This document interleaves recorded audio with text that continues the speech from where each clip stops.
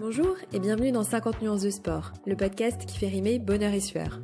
Moi, c'est Rosanne, et ici, je donne la parole à des sportives et sportifs passionnés, aux parcours différents, qui vous partagent leur histoire, leur vision du sport, ou encore une expérience qui les a marqués. Des témoignages passionnants, faits pour vous inspirer. Je suis ravie de vous retrouver aujourd'hui pour un nouvel épisode de 50 nuances de sport. Alors avant de vous parler d'épisode qui va suivre, je tiens à remercier Emma pour son tip réalisé sur ma page Tipeee, la plateforme de financement participatif que j'utilise, et pour son message. C'est toujours un bonheur de voir que mon contenu vous plaît, que ça vous inspire, et forcément, ça me motive à continuer. Alors aujourd'hui, comme chaque deuxième jeudi du mois, on se retrouve avec un nouvel épisode. J'ai eu le plaisir d'échanger avec Benjamin. Benjamin, c'est un passionné de sport depuis son enfance, que la vie a décidé de mettre à l'épreuve. Né avec une malformation au niveau du pied, son état de santé se dégrade très nettement à l'âge adulte, ce qui l'amène à prendre une décision importante, celle de se faire amputer pour enfin revivre, selon ses termes. Durant notre échange, Ben nous raconte ce à quoi il a dû renoncer au fur et à mesure que son état de santé se dégradait, et comment cette amputation a paradoxalement marqué son retour au sport, à ce qu'il fait vibrer depuis tout petit. Une passion qui l'a accompagné tout au long de cette étape de vie, que ce soit au travers de ses valeurs, la combativité, la progressivité, et le partage, entre autres, qu'au travers des perspectives que la rééducation lui promettait, celle de remarcher, puis de recourir, jusqu'à même participer à de grands événements sportifs. Un témoignage empreint d'espoir, de résilience et d'humanité, c'est ce que je vous propose d'écouter aujourd'hui. Si l'épisode vous plaît, n'hésitez pas à le partager et à le noter ainsi qu'à mettre un petit commentaire sur Apple Podcast, ça m'aide grandement. Très bonne écoute. Donc bonjour Ben. Bonjour. Merci d'avoir accepté mon invitation. Donc une invitation à distance, enregistrée, puisque à la base notre rencontre était prévue la veille de l'annonce du confinement et que par précaution on l'a annulée parce qu'il y avait quelques kilomètres à faire. Donc finalement la situation s'éternisant un petit peu, on va enregistrer cet épisode à distance parce que j'ai vraiment envie de faire découvrir ton histoire aux auditeurs du podcast. Donc merci vraiment d'avoir accepté mon invitation et dans ce contexte particulier. J'aime bien commencer par une question. C'est pas voulu, mais à chaque fois je la pose, donc je crois que ça va devenir la question signature du début d'interview. Est-ce que le sport a toujours fait partie de ta vie? Oui. En fait, mes parents, depuis que je suis né, m'ont partagé les valeurs du sport. Ils m'ont transmis ces valeurs et que ce soit à mes sœurs ou à moi, en fait, je pense que ça nous a forgé, ça nous a appris pas mal de choses sur la vie et ça nous a aidés. Enfin, je vois mes sœurs, elles m'impressionnent dans leur façon de vivre, de ne jamais lâcher. Et pour moi, c'est pas parce qu'on a un handicap que l'on n'est pas fort. Chaque personne a son parcours de vie. Et mon père, ma mère m'impressionnent et tous les quatre sont vraiment, oui, ils m'impressionnent. Et dans mon entourage, que ce soit mes proches, mes amis, ma famille, dans leur manière de surmonter en fait les obstacles, je me rends compte que la plupart en fait ont fait du sport ou au moins ont cette mentalité-là par rapport au sport. Et que ce soit mes proches ou ma famille en fait m'inspirent par rapport à ça et je remercierai jamais assez toutes les personnes qui ont rendu ma vie moins compliquée et je me rends vraiment compte que toutes ces personnes-là en fait c'est des personnes qui ont fait du sport à un moment et pour moi c'est important. Et pour revenir à ta question, en fait, les valeurs du sport et les différents entraîneurs que j'ai eus depuis petit, j'avais un entraîneur en fait qui était très important pour moi et qui fait partie de la famille, qui s'appelle Ludovic Poussineau, qui avait exactement les mêmes valeurs de sport que mon père. Il faisait d'ailleurs souvent du sport avec lui. Ils s'entendaient super bien. Et en fait, c'était surtout les notions de sport partage, sport loisir, sport plaisir. Et maintenant, avec cette nouvelle vie, en fait, je voulais retrouver aussi le sport défi que j'ai pas pu faire pendant plusieurs années. On Et va y venir, ça, ouais. je trouvais ça vraiment, vraiment important. Tes parents, tu dis qu'effectivement, et alors t'en parles beaucoup de valeurs, mais du coup, concrètement, en termes de sport, qu'est-ce qui, tes parents étaient déjà dans le milieu sportif, ou ils pratiquaient à côté, ils t'ont partagé leur passion? Alors, mes parents étaient tous les deux à côté de leur travail. Eux, ils étaient professeurs des écoles. D'accord. Et mon père, surtout ma mère, en fait, aime bien regarder le sport. Maintenant, elle fait du yoga et du pilates, mais autrement, c'est plus mon père, le vrai sportif. Il De la maison. s'entraîne 1 à 2 heures par jour. Depuis que je suis petit, j'ai toujours vu s'entraîner 1 à 2 heures par jour. Alors que En c'était faisant plus quoi? pour du loisir. Bah, il fait de la course à pied, il fait un peu de renforcement musculaire, il a fait beaucoup de basket, beaucoup de tennis. Maintenant, il fait du kayak aussi avec moi, il fait de la natation. Enfin, il fait un peu de tout. C'est un touche-à-tout et c'est ça qui m'a montré depuis que je suis petit. D'accord. Et tu parlais de tes entraîneurs, donc je suppose que tu as été en club ou enfin, en tout cas, tu as été accompagné et encadré. C'était pendant ton adolescence, enfance, et c'était sur quel sport du coup? Enfance et adolescence. Enfin, j'ai toujours fait du sport en club. Et puis beaucoup à côté aussi.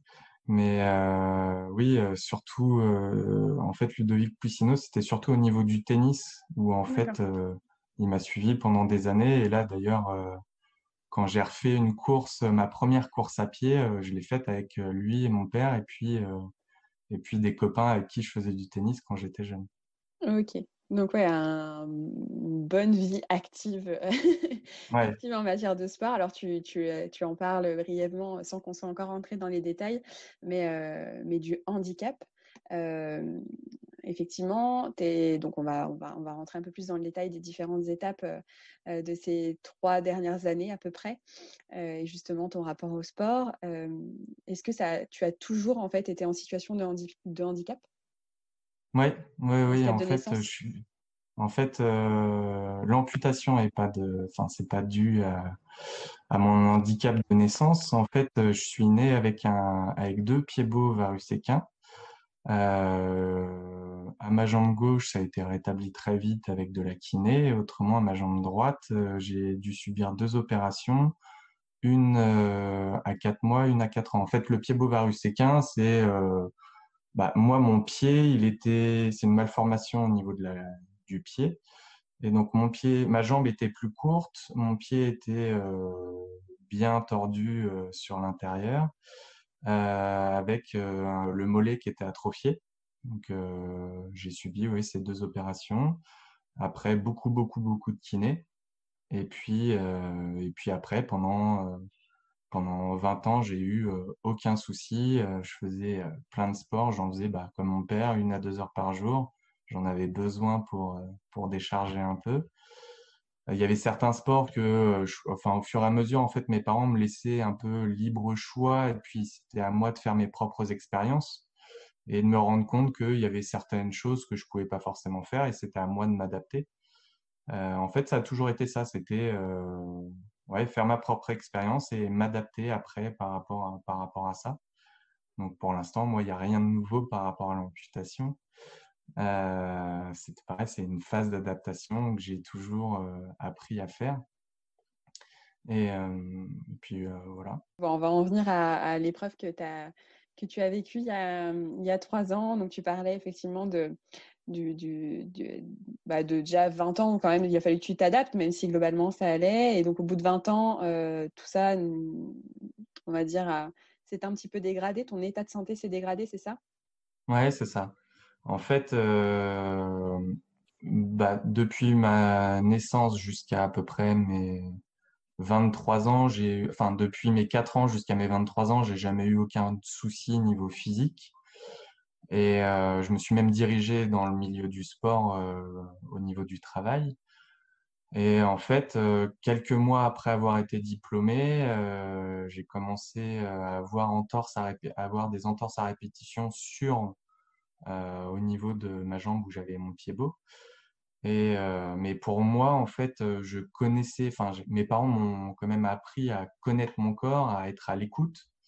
Et même si ça m'arrivait des fois de faire trop de sport et après de boiter pendant plusieurs semaines ou d'être en béquille, je savais au moins pourquoi à ce moment-là.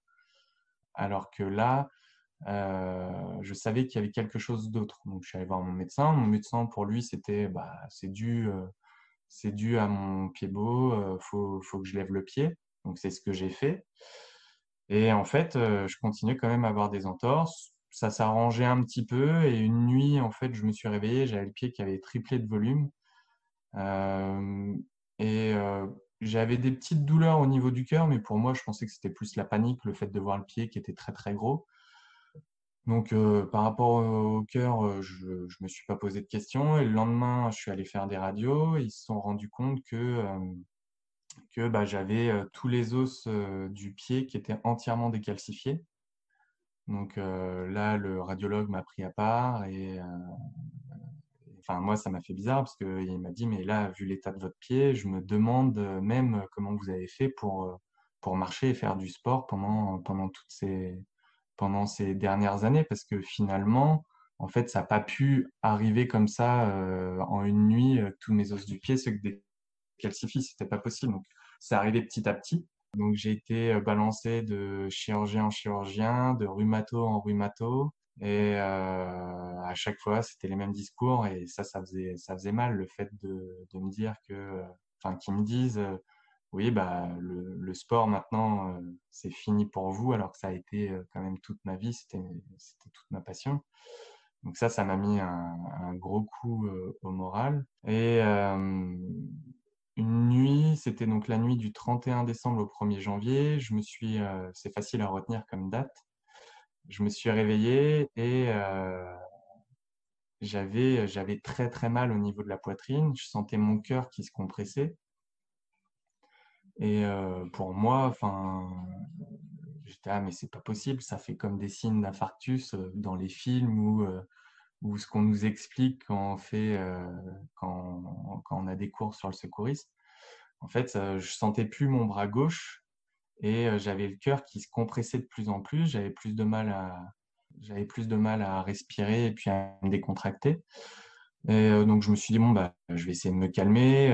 Dans la soirée, j'avais joué un peu, on avait fait des jeux, on avait joué à la Wii, enfin des choses comme ça. Je me suis dit ouais, je me suis peut-être fait une contracture, un truc comme ça. Je vais me prendre une douche, ça passait pas. Je me prends un bain, ça passe pas. Puis c'était de pire en pire. Donc avec mon ex, on a appelé le SAMU. Le SAMU, eux, ils étaient bah, dans cette nuit-là, ils ont un peu trop d'interventions un peu partout. Donc du coup, il fallait qu'on aille aux urgences. On allait aux urgences. Et là, à ce moment-là, en fait, ils m'ont vu arriver en boitant parce que bah, vu que j'avais très mal aux pieds aussi, je boitais pas mal. Donc au départ, ils prenaient pas trop au sérieux. Et puis quand on leur a dit que c'était enfin que j'avais des soucis au niveau du cœur et que je commençais à plus sentir mon bras, là, je suis passé devant tout le monde. Enfin bref, en gros, de cette soirée-là, on s'est rendu compte enfin les médecins m'ont dit que c'était une grosse péricardite. Péricardite, c'est inflammation du péricarde, ce qui englobe en gros le cœur. Et sur le moment, en fait, j'ai pas fait, enfin ni les médecins ni moi, on a fait le rapprochement avec l'infection au niveau du pied parce que j'en ai pas forcément parlé. Puis à un moment, je suis tombé sur une bonne rhumato qui, elle, a fait le lien bah, avec mes péricardites parce qu'entre-temps, j'en ai refait d'autres. Euh, Entre les péricardites et l'infection au niveau du pied, donc j'ai passé d'autres examens et ils se sont rendus compte que bah, vu que j'avais le pied qui s'infectait, ça a infecté le sang aussi, et vu que le sang était infecté, ça a remonté au niveau du cœur et c'était ça qui causait un peu les péricardites. Et puis des semaines se passent et là j'ai rencontré un très bon chirurgien qui est professeur, m'a expliqué parce que ce qui a été très compliqué pendant plusieurs années, c'est qu'on me balance de chirurgien en chirurgien, médecin en médecin et qu'on mette pas forcément de nom sur tout ce que j'avais. Et puis ce chirurgien-là, en fait, m'a expliqué que il y a des fois on peut pas mettre des noms sur tout. C'est comme ça. Et puis, enfin, je l'ai pris comme ça et je me suis dit oui, bon bah de toute façon, lui il m'expliquait que on pouvait pas attendre plus de 2 ans. Enfin, enfin plus de 2 ans. Et si mes problèmes au niveau du cœur s'accéléraient, bah, le temps allait se réduire aussi. Donc, fallait que je prenne. Il voulait me laisser le choix, en fait, que la décision vienne de moi, mais au bout d'un moment, j'aurais pu le choix de me faire amputer. Alors, donc ça, c'est l'amputation. Tous les médecins t'en ont parlé ou c'est uniquement lui? Il y a des chirurgiens qui me disaient, oui, bah, de toute façon, la solution, c'est l'amputation, mais moi, je suis pas un boucher, je vais pas vous faire ça. D'accord. Alors que l'autre, il a décidé de te Alors que prendre en l'autre, en charge. fait, voilà, il me prenait en charge et il me disait, bon, bah voilà, je pourrais vous réopérer, vous faire ça. Mais de toute façon, il va y avoir ça, ça, ça comme complication. Et au bout du compte, vous allez arriver quand même à l'amputation. Donc, c'est à Ok. vous de voir. Vous pouvez rencontrer des personnes amputées pour essayer de vous renseigner, savoir ce qu'il y a. Parce que il y a les risques des douleurs fantômes, enfin, et puis d'autres douleurs. Il y a des personnes qui acceptent pas du tout l'amputation et qui Mm. ont beaucoup de mal après à côté. Et moi, en fait, j'ai de la chance dans mon entourage d'avoir Marie-Amélie Le Fur. Mm. Enfin, si tu connais pas, c'est Si, une si. très Mais grande athlète française paralympique, multimédaillée, et maintenant c'est la présidente du comité paralympique. ouais. Et en fait, le fait de l'avoir elle et Mathieu, son mari, dans mon entourage, ça m'a permis d'échanger quand même pas mal avec eux, que ce soit avec elle comme avec lui, parce que je voulais aussi avoir son point de vue de lui, le fait d'être avec une personne amputée, parce que c'est important aussi. Enfin voilà, j'ai beaucoup dialogué avec eux. Elle m'a orienté aussi vers une ou deux personnes qui étaient amputées pour que je me renseigne aussi, parce que chaque cas d'amputation est différent. Il y en a que ça va être dû à une maladie, d'autres ça va être dû à un accident. Enfin voilà. Donc c'était bien de savoir un peu tout ce qu'il y avait, de voir que elle pouvait faire plein de choses à côté, alors que moi je pouvais plus rien faire. Ouais, c'est ça, Aller pendant cette période-là, excuse-moi de te couper, mais c'est vrai que toute cette période-là où tu as des soucis et où tu passes de médecin en médecin, en attendant, au niveau sport, tu es totalement bloqué, je suppose. Ouais, c'est ça. En fait, déjà, pendant un moment, vu qu'ils savaient pas trop où c'était propagé au niveau ils voulaient pas prendre de risques. Et donc, du coup, j'avais pas le droit de faire des abdos, des pompes. Enfin, voilà, j'avais pas Ouais, le droit de faire plein de sports comme ça. Donc, à un moment, je me suis mis à la natation. J'en faisais aussi déjà petit. Donc ça m'a fait du bien, mais rien que le fait de faire des battements, ça me faisait mal aux pieds. Donc, ouais, je mettais un pull boy et puis j'en faisais. Et puis, en fait, au fur et à mesure, j'étais quand même très passionné au niveau du sport. Et le fait d'avoir dû arrêter tout d'un coup, j'ai eu une longue période où je pouvais même plus regarder du tennis à la télé. ouais, c'était Regarder trop des sports à la difficile. télé, c'était trop difficile pour moi parce que je pouvais plus le pratiquer. Ouais. Est-ce que pour toi, l'amputation rimait aussi, mine de rien, avec reprise du sport de façon Ouais, il y avait différente? ça. Il y avait Ouais, ça aussi. Il y avait le fait que c'était surtout revivre. ouais, Pour moi, j'espérais en fait à ce moment-là revivre dû à cette amputation-là, pouvoir dormir, pouvoir aller me balader plus de 5 minutes, enfin faire des choses de la vie courante, rien que d'aller faire des courses sans utiliser, parce que pendant toutes ces années-là, j'avais soit une canne, soit deux béquilles, et donc ne plus utiliser de canne, pouvoir faire ce que je voulais comme une personne lambda.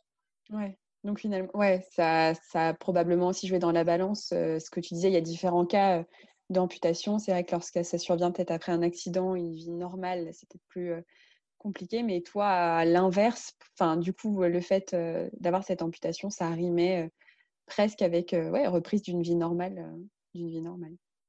Ouais, c'est ça. Donc, tu finis par prendre cette décision et vient le jour, donc si je dis pas de bêtises, ça doit être le 27 ou le 28 novembre 2017.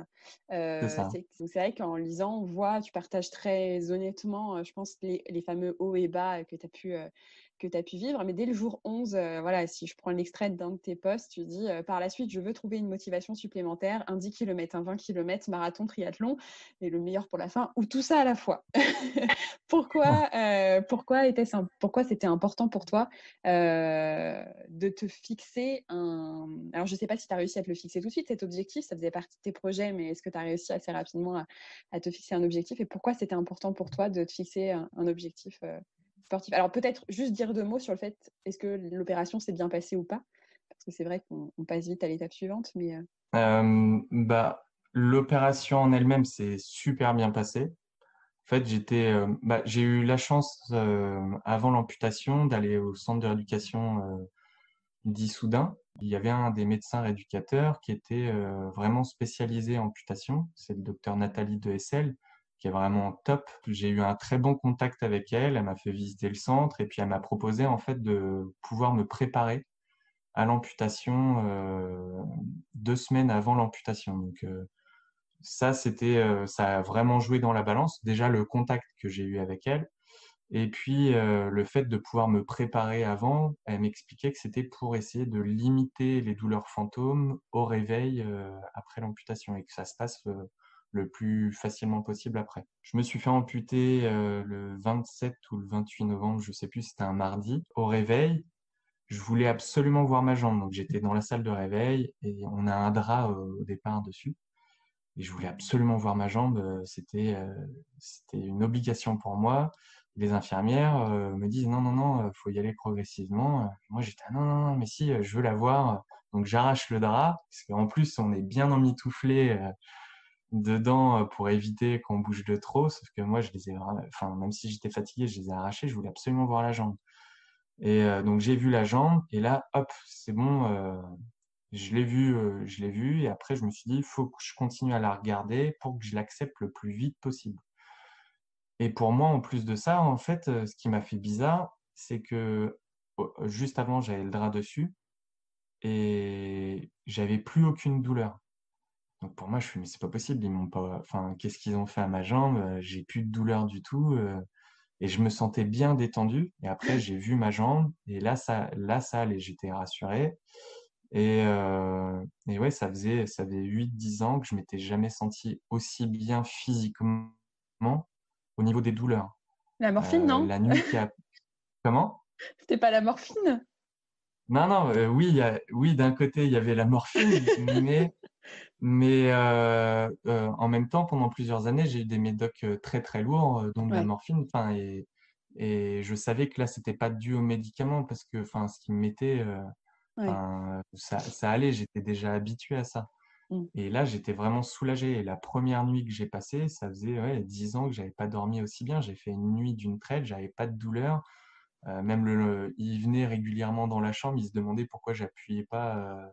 D'habitude, on appelle Ouais, pour ouais. des douleurs ou des choses comme ça. Moi, j'appelais pas pour ça parce que ça allait en fait. Ouais, génial. Donc, en fait, assez rapidement, tu dis, t'es passé, je pense, ouais, envie de passer à l'action, de Ouais, passer c'est ça. l'acceptation à la prochaine étape. Et donc, bah, ça explique aussi peut-être ce fameux jour 11 où tu as envie de faire un triathlon, un marathon. Enfin, c'est beaucoup quand même.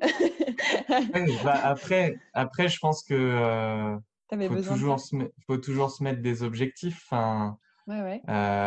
je vois mon père, il a terminé au plus haut dans sa carrière au niveau des échelons, parce que pour lui, c'était plus un objectif, le petit challenge. Enfin, je trouve ça bien de se mettre des challenges et puis ça nous fait avancer en même temps. Ouais, ouais. Faut toujours se mettre un boost, que ce soit, enfin, pour moi, déjà, mon premier objectif, c'était pouvoir remarcher correctement et plus avoir de douleur. Donc, plus avoir de douleur, c'était déjà fait. Bon, après, j'en ai quand même eu comme tout le monde, mais c'était tellement petit par rapport à ce que j'avais pendant toutes ces années que finalement, ça passait au-dessus. Ouais. Euh, Après, j'avais un très bon traitement, un très bon suivi aussi à côté, donc ça s'est fait tout seul. Le suivi psychologique qui a fait vraiment beaucoup et le fait d'être en confiance avec mon kiné aussi. Donc après, même pendant les séances de kiné, il savait comment ça fonctionnait et il me mettait des challenges. Avec Mélanie qui était l'APA, une APA, c'est la personne qui nous fait faire le sport, c'est la coach sportive en gros au niveau de la rééducation. Et même elle me mettait des petits challenges. Bah, essaye de faire ça ou ça. Enfin, Elle avait compris c'était, que c'était ton mode de fonctionnement. voilà, pour moi, c'était important. Enfin, là, mon kiné, Didier, même pour lui, c'était physique parce que il transpirait en même temps que moi, parce qu'il en rajoutait un peu au-dessus, mais lui, en même temps, ça le boostait un peu aussi. Enfin, pour moi, c'était top. Ouais. Cette relation qu'on avait, c'était vraiment top. Et donc, même si j'avais ces objectifs-là, mon entourage et les soignants me calmaient quand même par rapport à ça en me disant chaque chose en son temps, il faut y aller progressivement. Oui, on espère que tu vas recourir à un moment, mais ne te mets pas non plus des trop gros objectifs. Ma mère, surtout, elle était là, non, mais un marathon, quand même pas. Enfin, Ouais, ouais. voilà. Donc, pour l'instant, j'y suis pas. Je recours. J'ai eu quelques soucis au niveau du moignon. C'est tout un réglage avec les prothésistes. C'est pareil, je suis tombé sur une équipe qui est top. Et en fait, c'est vraiment, bah, c'est un peu comme une Formule 1, on va dire. Il y a besoin de petits réglages tout petits minutieux. Pour l'instant, je suis une 4L, on va dire. Et puis petit à petit, le but, c'est d'augmenter et que physiquement ça aille de mieux en mieux et qu'au niveau des réglages de la prothèse, en fait, Ouais. que ça roule tout seul. Au bout de combien de temps tu réussis à remarcher?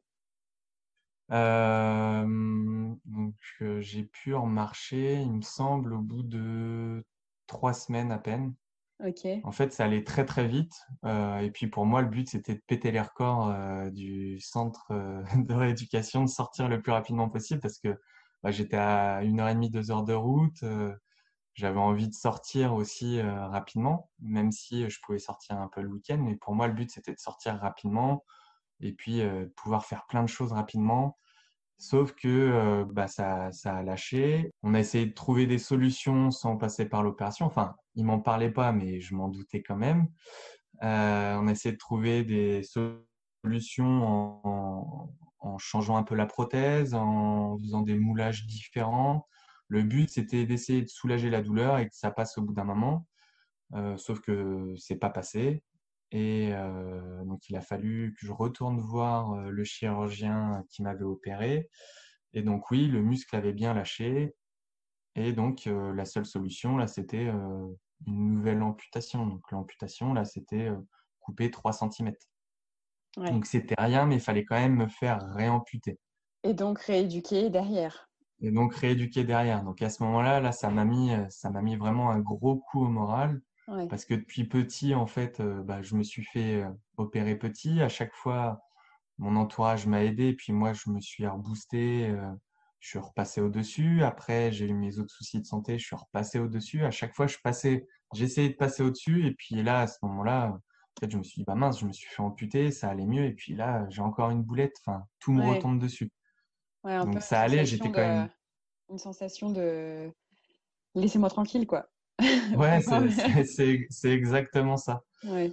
Mais Et- ouais, comme je le dis depuis tout à l'heure, j'ai eu la chance d'être vraiment bien entouré, que ce soit avec mes proches ou que ce soit avec toute l'équipe du centre de rééducation, où en fait j'étais vraiment bien pris en charge.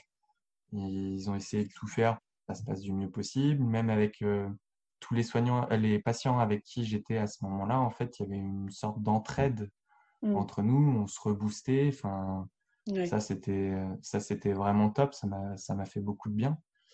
Et puis, donc, je me suis fait repérer il me semble, le 21 mars 2018. Ouais, donc cinq mois après. C'est D'accord. ça. Donc après, par contre, là, la consigne, c'était au niveau de la rééducation, c'était d'y aller beaucoup plus doucement, Et t'as réussi d'y aller à gérer cette progressivement, parce que impatience? donc là, c'était ouais, apprendre la patience. Enfin, voilà, c'était ça. J'aimais bien que ça aille vite, et puis là, il a fallu que je sois patient. J'ai été patient 10 ans, je pouvais être patient encore quelques mois, même si là, c'était vraiment difficile parce que je voyais le bout du tunnel. Ouais. Et d'ailleurs, à ce moment-là, en fait, euh, j'avais vu au départ non, j'ai lu le livre de Grand Corps Malade qui s'appelle Patient. Sur, c'est romancé un peu sur sa vie parce qu'il dit pas son nom dedans, donc il y a des choses qui sont pas vraiment passées comme ça, mais c'est un peu une autobiographie. Et j'ai vu aussi son film et ça m'a vraiment aidé parce que à la base j'écoutais un peu de Grand Corps Malade, ses textes je les trouvais bien. Après j'étais pas fan non plus. Je suis devenu vraiment fan à ce moment-là en me disant bah ouais ce qu'il écrit. Il y a deux chansons d'ailleurs qui sont dans le film Patient qui m'ont vraiment vraiment aidé, qui sont dans le livre aussi où il y a des détails dedans. Il y a Sixième Sens et Espoir adapté. Et c'est deux chansons vraiment qui sont sur le handicap et où je me retrouvais en fait dedans. Et Ouais. c'était vraiment top. Donc ça t'a aidé, patient, et puis du coup, c'est Ça bien m'a aidé beau. à être patient et Ouais. à être patient encore quelques mois. Et je suis sorti fin septembre, il me semble, Et là, 2018. qu'est-ce qui se passe? Ton envie de frénétique de sport, est-ce que tu es toujours à ce moment-là dans une démarche de dire je suis patient, ou est-ce que tu peux commencer à reprendre une activité, et à quel moment Bah, tu reprends une activité? Comment tu gères du coup, je suppose, cette impatience de plus en plus importante? déjà, ce qui a été bien, c'est qu'au niveau du centre, c'est monté crescendo. Donc, j'avais de plus en plus d'exercices, je pouvais marcher de plus en plus. Ils m'ont fait faire, en fait, je suis allé avec eux faire des essais de lames. de course, alors que j'étais Et- pas encore sorti du centre de rééducation. Donc ça a été top, c'était magique. Donc je suis allé par le biais de mon prothésiste. On est allé à une journée, c'était à Rennes. C'est une Alors, journée qu'ils ont. excuse-moi, juste la lame, c'est très adapté au sport ou tu peux potentiellement t'en servir pour d'autres choses? Ou c'est vraiment spécifique justement à la course?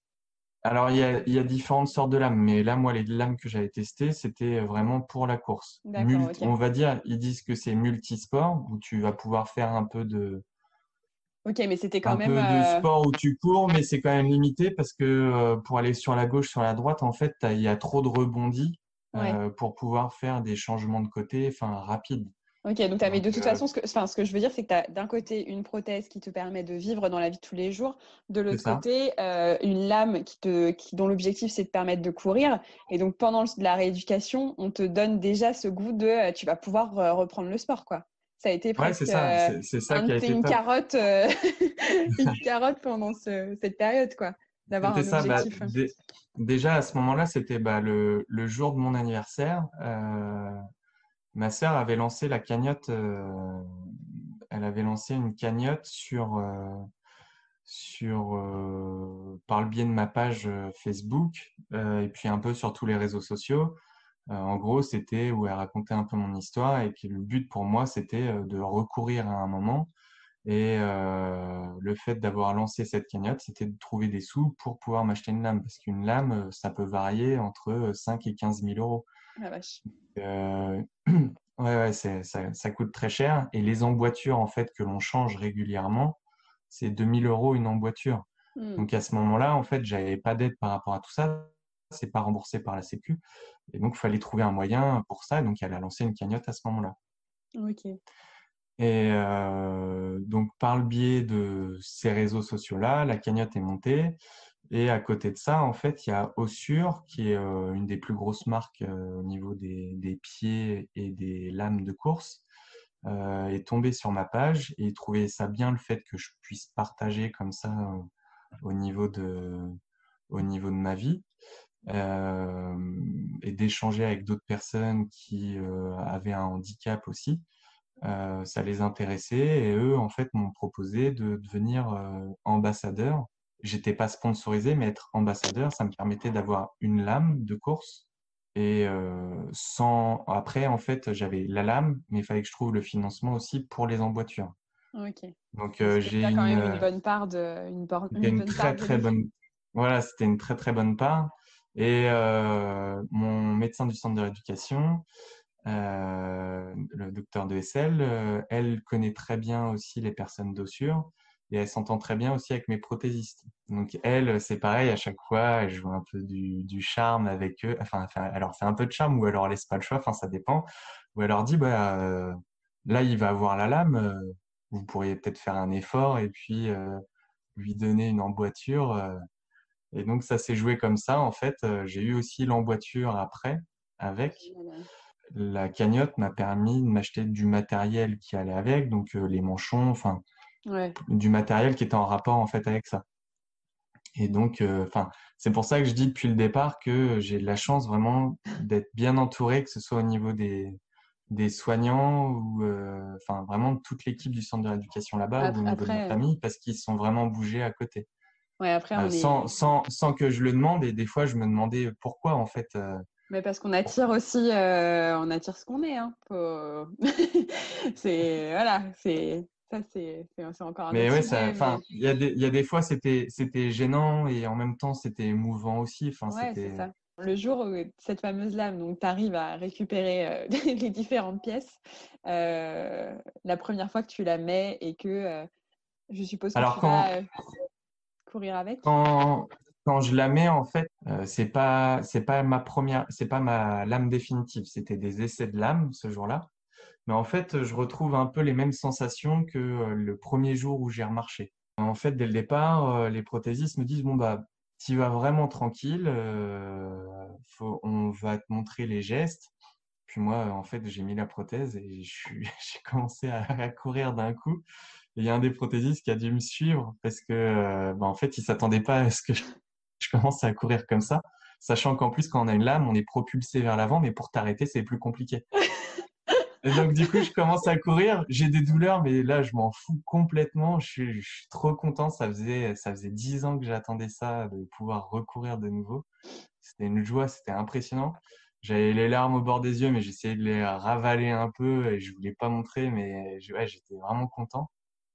Et puis, je me lance sur un tour et je m'arrête au milieu parce que j'avais les jambes sciées. En même temps, ça faisait 10 ans que j'avais pas couru, donc le Ouais. geste, je le connaissais pas. J'avais le lactique dans les jambes, j'en pouvais plus. Enfin, mince, ça va être difficile quand même. Le marathon, ça va pas être pour tout de suite. Maman avait peut-être raison de me calmer. Ouais, c'est ça. Et puis toute la journée, en fait, j'ai couru toute la journée sur plein d'exercices différents. Et puis je voulais absolument recourir. C'est les prothésistes qui m'ont dit à un moment, bon, allez, stop, vaut mieux t'arrêter quand même. Et puis là, je reste encore un mois au centre de rééducation. Et une semaine avant ma sortie, j'ai de nouveaux tests avec une autre marque de prothèses. Et là, vu que c'est pas loin de chez moi, en fait, mes parents, ma sœur, mes nièces viennent me voir. Donc j'y vais avec la coach sportive du centre de rééducation. Il y avait le médecin du centre de rééducation. Ils étaient plusieurs. Et puis là, c'était top parce que je le partageais avec les personnes qui m'ont entouré pendant plusieurs mois. Donc là, j'étais beaucoup plus à l'aise dans la course parce qu'en même temps, j'avais retravaillé depuis un peu plus physiquement avec Mélanie. Et là, j'étais beaucoup plus à l'aise. Et puis elle me coachait un peu sur le côté, même si il y avait des personnes qui s'occupaient de la journée. Elle avait un œil sur moi vu qu'elle me connaissait bien. Et puis elle m'orientait un peu plus. Donc là, ça a été une journée qui était top. Et je me suis dit, ouais, là, recourir vraiment, c'est plus faisable. Ouais, tu tiens un bon bout. C'est ça. Ça, c'était il y a combien de temps à peu près? Ça, c'était septembre 2018.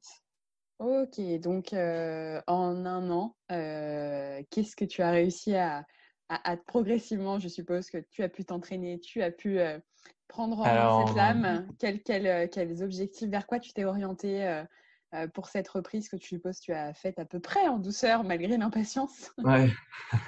En sortant du centre de l'éducation, j'ai pas arrêté de continuer à faire du sport parce que j'ai pas eu la lame tout de suite. Il y avait un certain délai parce qu'ils en donnent que quelques-unes par an et ils en avaient déjà donné en 2018, donc ils pouvaient m'en donner qu'en 2019. Donc j'attendais avec impatience ma lame. À côté, il y avait le docteur de SL qui relançait au sûr dès qu'elle les voyait. Alors où ça en est, c'est bon, ça va vraiment se faire. Et donc j'ai eu le contrat fin décembre 2018, j'ai eu un contrat euh, où là j'ai signé, j'ai envoyé tout de suite les papiers, et j'ai eu ma lame début mars, fin février, début mars 2019. Et, euh, et donc pendant ce temps-là, je continuais quand même à m'entraîner. Et un jour, je tombe sur la page de Marie-Amélie. Elle partageait un événement qui s'appelle La Relève pour 2024, en gros. Et donc, dans le descriptif, il recherchait des personnes avec un potentiel sur plusieurs sports en vue des Jeux 2024. En gros, c'était pas des sélections. C'est autre chose. C'était des détections. Les sélections, c'est encore autre chose. C'est un niveau au-dessus. Donc là, le but, c'était vraiment de détecter des personnes avec un potentiel et de voir ce qu'ils peuvent faire de ces personnes-là pour les orienter vers le sport où ces personnes-là pourraient être le plus performants. Donc j'en parle à Marie-Amélie et elle, en parlant, elle me disait que même si ça faisait que quelques mois que j'étais sorti du centre de rééducation, que je pouvais quand même y aller, comme ça allait me permettre de me rendre compte déjà à quel niveau j'en suis physiquement. Et puis, il y a peut-être des sports au niveau paralympique, même si je vise pas forcément les Jeux 2024 à ce moment-là. Il y a peut-être des sports qui pourraient m'intéresser où je suis pas au courant en fait de ça. Et donc je me présente à cette journée-là Et donc, c'était plein d'ateliers différents, tests physiques, tests de motricité, des entretiens. Et ça se passe plutôt bien. Il y a plusieurs fédés qui sont intéressés. Et donc, à la fin de cette journée-là, j'ai plein de sports en tête. À la base, je m'étais dit, ça va me permettre de choisir un sport. Et finalement, en fait, vu les résultats que j'avais faits, il y avait plein de sports qui pouvaient s'ouvrir à moi. Donc, j'ai quand même été très bien orienté par l'équipe qui a organisé le programme La Relève. Il y avait Jean Minier qui est à l'origine de ce projet-là, qui m'a vraiment orienté vers les sports que je pouvais faire. Et, euh, et donc là, à ce moment-là, j'avais vraiment choisi, je voulais faire vraiment athlétisme, même si dans ma tête, mon premier but, c'était de recourir. Mais lui, il me dit, recourir, c'est très bien, tu peux courir à côté, tu peux t'amuser, te mettre des challenges pour un marathon, pour des trucs comme ça. Mais 2024, tu seras peut-être un peu trop vieux pour faire du sprint ou des choses comme ça. Peut-être un niveau France, mais pas. Si nous, eux, leur but premier, c'est quand même de trouver des personnes qui peuvent accéder aux Jeux 2024, vu que c'est à Paris, d'avoir le plus d'athlètes possible. Et donc, moi, après, j'ai réfléchi un peu à tout ça et je me suis dit, le kayak, ça me plaît, c'est des sports d'eau, j'adore ça. Pourquoi pas du kayak en vitesse sur 200 mètres. Donc là, je fais partie de ce programme-là, du programme La Relève au niveau du kayak.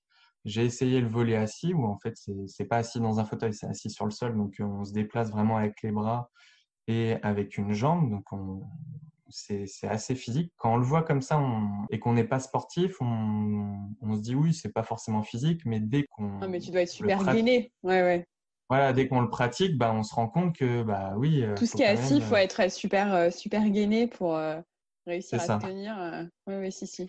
Donc du coup, pour l'instant, je fais partie donc de l'équipe de France de volley assis et du programme La Relève au niveau du kayak. Donc l'équipe de France, je viens d'arriver, donc pour l'instant, j'ai ma place dans le groupe. Après, on verra pour les grosses compétitions où je me situe dans l'équipe Mm. pour voir si je peux y rester ou pas. Et puis le kayak, mon but, c'est aussi de performer un maximum, et, même si j'ai tout à apprendre. J'essaye de progresser et de m'entraîner physiquement. Et la course à pied, j'abandonne pas. C'est plus difficile parce que j'ai eu quelques soucis au niveau du moignon. Donc, j'ai toujours mon projet en tête de pouvoir faire un marathon un jour, mais je veux pas brûler les étapes et il faut vraiment que mon moignon soit intact Ouais. pour y arriver. Ouais, génial. Bah écoute, c'est tout ce qu'on peut te souhaiter en tout cas. Peut-être pour résumer tout ce que tu viens de nous dire, qu'est-ce on intègre un petit peu, j'ai une petite rubrique à la fin qui est la rubrique des questions tac au tac. Je vais te poser trois questions. Trois questions, il faut me répondre le plus instinctivement possible. Mais bon, il y en a une que je pourrais caler dedans, mais qui n'en faisait pas partie. Qu'est-ce que le sport t'a apporté dans cette épreuve? Qu'est-ce que ça a représenté le sport pour toi dans cette épreuve d'endurance, hein, mine de rien. Tu parles de marathon, d'en faire un en vrai, mais c'est presque ce que tu as vécu en fait lors de ces dernières années. Bah, Donc, c'est vrai que, en fait, ce que je trouve beau, c'est que le sport a cette magie de faire oublier les barrières du handicap. On voit finalement plus une personne handicapée, en fait, mais un sportif à part entière qui essaie de se dépasser. Et le handicap est finalement notre force et le sport, ça nous permet vraiment de nous dépasser par rapport à ça. ok, très belle réponse. Très belle réponse. Et effectivement, toi, tu parles de challenge, tu as tout de suite voulu te challenger. Bon, c'est un moyen aussi de se lancer d'autres challenges un peu plus sympathiques que celui que tu as pu vivre. Pour les questions tac au tac, trois questions. Ton plus beau souvenir sportif depuis cette sortie de rééducation, ou peut-être lors de la sortie rééducation, lors de la période de rééducation, pardon. Mon plus beau moment au niveau du... J'en ai eu plusieurs, donc comme la marche, comme la première fois où j'ai marché, la première fois où j'ai couru. Mais on va dire un des plus beaux moments que j'ai vécu, ça a été en fait le dernier jour que j'ai passé au centre de rééducation. Donc, c'est le moment où tu vas dire au revoir un peu à tout le monde. Donc là, j'ai ma dernière séance de kiné avec Didier, mon kiné. Donc après avoir quasiment passé un an ensemble, en fait, c'est le moment où on se sépare. Et, euh, et là, lui, il me fait faire un parcours de motricité. Et à la fin, en fait, on faisait des parcours de motricité, mais je devais repérer le parcours de motricité et après le faire les yeux fermés. Donc, je fais le parcours de motricité les yeux fermés. Là, après, il m'oriente, il me dit va à gauche, va à droite. Et là, il me dit maintenant, ouvre les yeux. Et là, je me retrouve face à la glace, face au miroir. Et lui, il me met la main sur l'épaule. Il était ému, moi aussi. Et il me dit bon, bah, Ben, en montrant le miroir, je te présente le nouveau Ben. T'es arrivé ici cassé moralement, physiquement. En gros, je te résume un peu parce que ses paroles étaient beaucoup Oui. plus fortes. Et le moment était vraiment beau. Et donc, c'était vraiment, ouais, je te montre, le nouveau Ben. J'espère que maintenant, il est réparé, qu'on a réussi à le réparer. En gros, il me disait qu'il était fier de moi et Ouais. qu'il était content de m'avoir rencontré, et ainsi de suite. Enfin, c'était vraiment un beau moment. Et on va dire, le deuxième moment fort, ça a été quand j'ai recouru là dans mon ancienne ville. C'était une course organisée par une copine et c'était ma première course et c'était avec mon père, mon ancien coach, des potes d'enfance. Il y avait toute ma famille qui me regardait à ce moment-là et ça a été un moment très fort. Ma nièce Liséa, elle qui montre jamais ses émotions, en fait, elle pleurait du fait de m'avoir vu courir comme ça et c'était vraiment un beau moment. Ouais, bah en tout cas, c'est ce qui ressort vraiment de l'échange, c'est l'humain en fait. C'est vraiment ce qui est très marquant dans ton témoignage et qui est aussi du coup très touchant. Une chanson qui t'accompagne quand tu fais du sport. Alors, tu m'as parlé de deux chansons de Grand Corps Malade. J'ai noté Sixième Sens et Sport Adapté. Après, Euh, c'est pas de musique qui vont te booster quand tu cours, hein. non. Sinon, quand je cours, ça va plus être Eminem, Lose Yourself, tu vois. Enfin, Ah, c'est ok. complètement différent. Eh ben écoute, il y aura les deux du coup. Pour terminer, peut-être une phrase, une citation, peut-être un extrait de chanson justement qui résumerait ton parcours et qui pourrait peut-être inspirer des personnes qui seraient dans ton cas et qui Bah, en écouteraient fait, enfin, ça, je le dis souvent, je suis fan de Nelson Mandela. Mhm. Et, enfin, dans mes textes, c'est pareil, je mets souvent des citations de Nelson Mandela. Et j'avais vu qu'à un moment, il avait le poème qui se lisait tous les jours en prison, c'était le poème Invictus de William Ernest Henley. Et c'était un poème qui lui a permis de se booster en gros, enfin tous les jours, il se le lisait, il se le répétait, il se le répétait, et ça lui permettait d'être bien pour lui. Et en fait, cet auteur-là a écrit ce poème Invictus. C'est pareil, il a eu des problèmes à une jambe pendant des années et il s'est fait amputer en fait. Enfin, la légende dit qu'il a écrit ce texte-là la veille de s'être fait amputer pour parler de ses nombreuses années dans la douleur en fait. Et moi, j'avais repris quelques phrases que je me suis fait tatouer en fait sur le bras. Pas le poème complet, mais quelques phrases. Et c'est dans de cruelles circonstances, meurtri par cette existence, je suis debout bien que blessé, je suis le maître de mon âme, je suis le capitaine. Non, c'est je suis le maître de mon destin, je suis le capitaine de mon âme. Voilà. Bah, écoute, merci beaucoup Merci à toi, hein. pour ce témoignage qui, voilà, enfin, il y a trois mots que j'ai notés. Moi, c'est ce qui résume un peu, je pense, enfin, tout ce que tu viens de dire. Tu parles beaucoup voilà, d'entourage, de soutien et on sent une grande capacité de résilience. Donc, voilà, ça a été. J'espère que ça inspirera peut-être des gens qui sont en situation de handicap, qui sont peut-être même dans dans ta situation. Voilà, à voir pour vraiment le diffuser largement. Mais je pense que c'est vraiment transposable à plein de cas qu'on peut vivre dans la vie, des moments qui sont compliqués et voilà, de se fixer des objectifs. C'est aussi ce que tu as essayé de faire, de toujours être très, très bien entouré. Ça, je pense que c'est Ouais, extrêmement important. Et bon, ça, toi, tu le dis de façon très humble, que tu as eu beaucoup de chance d'être très entouré. Mais je pense que s'il y a quelque chose dont je suis persuadée, c'est qu'on attire on attire ce qu'on est. Donc, c'est que voilà, je pense que tu mérites tout ça largement. Donc, en tout cas, ce que je te souhaite, mais ce que je pense que tous les auditeurs vont te souhaiter, c'est que tout continue de bien se passer, que tu puisses réaliser tes objectifs. N'hésite pas, si tu t'inscris à un semi ou à un marathon, à Ouais, m'en carrément. parler pour que je puisse le partager à la petite communauté de 50 nuances de sport. Et puis, peut-être du coup, suivre tes aventures sur Paris 2024. Ouais, et Ça pourrait être merci à chouette. toi d'échanger comme ça sur différents parcours de vie. C'est vraiment top et ça inspire, je pense, beaucoup de monde. C'est vraiment transposable. Le sport, voilà. Tu parlais des valeurs. Tu as commencé l'interview par les valeurs du sport qui sont voilà, c'est pas juste du sport pour du sport. Enfin, ça fait Ouais, vraiment, je pense, tout ce que tu disais de le côté team, le côté équipe, la capacité de résilience, la capacité de se fixer un objectif, tout ça, on le trouve dans le sport et on peut vraiment l'adapter à tout. Toi, tu l'as adapté à ton parcours. Donc, voilà, merci vraiment pour cet échange. merci à toi. Je te remercie. Ciao. Bonne journée.